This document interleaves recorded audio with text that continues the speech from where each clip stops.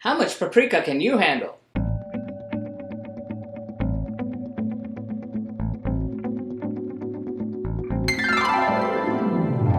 And welcome back to Cliffieland. This is week in country number 152 on our second attempt of cooking the food of every single country in the world. And tonight we're up to the nation of Serbia. Serbia, a landlocked nation located at the crossroads of Central Europe and Southeastern Europe, is a former contingent state of the larger Cold War era nation of Yugoslavia. Its food is delicious. It's a combination of a lot of different cuisines, influenced a lot by the Byzantine Greek and the Turkish and the Mediterranean and the Central European.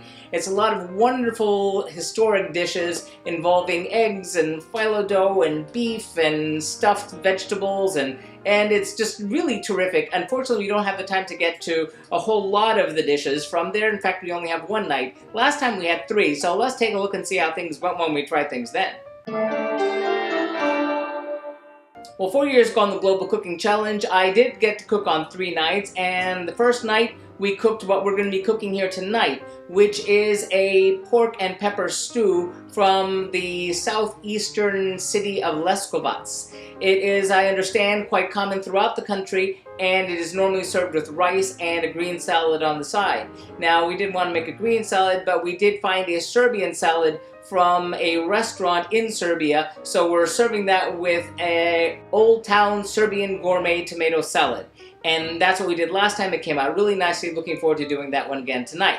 Now, the other things we did last time were a Serbian flatbread, which came out sort of okay. We served that with an eggplant and red pepper dip of sorts, and with another dish which is sort of a dip of cheese. Unfortunately, I found out right as I was making it that time that someone from Serbia was telling me, no, you don't really make it that way, like exactly as I was making it. So we weren't going to be trying doing that one again. If you want to check it out, you can see it at the blog.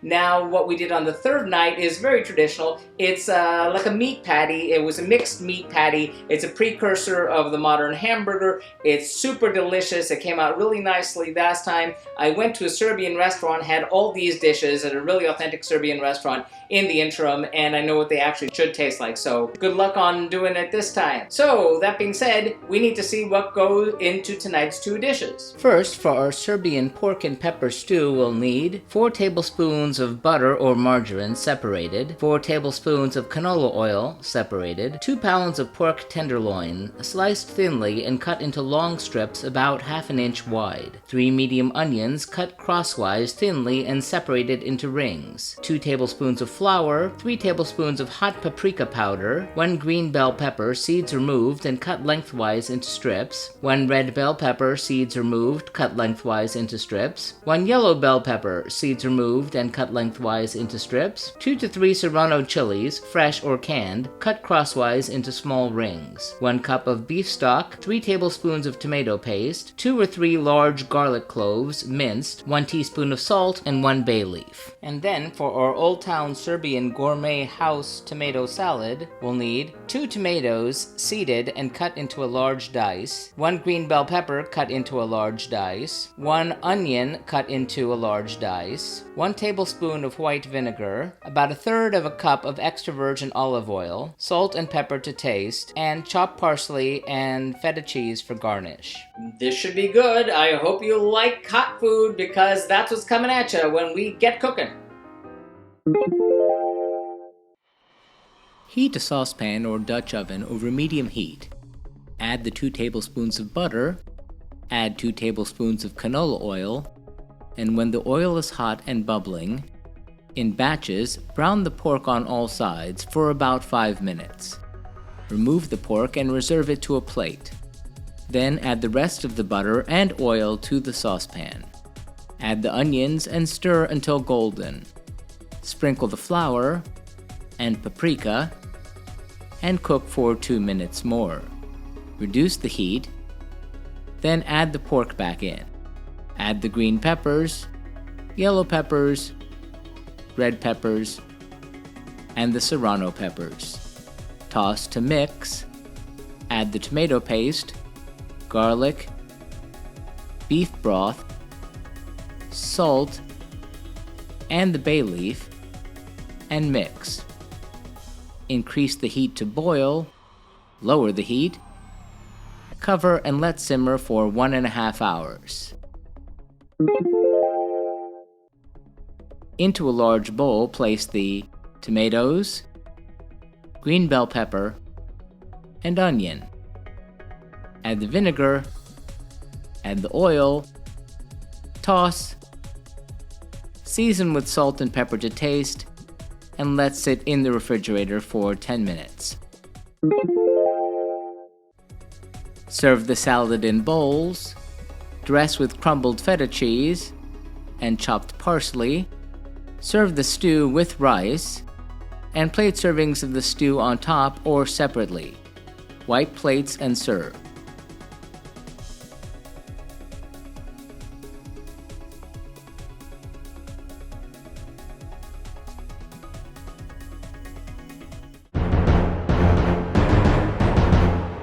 How'd that turn out? Well, starting off with that stew, that was really very delicious. Amazingly, the large amount of the paprika along with the serrano chili was very hot, but it was somehow tolerable. It just kind of gave a radiant heat to everything. Of course, your mileage may vary.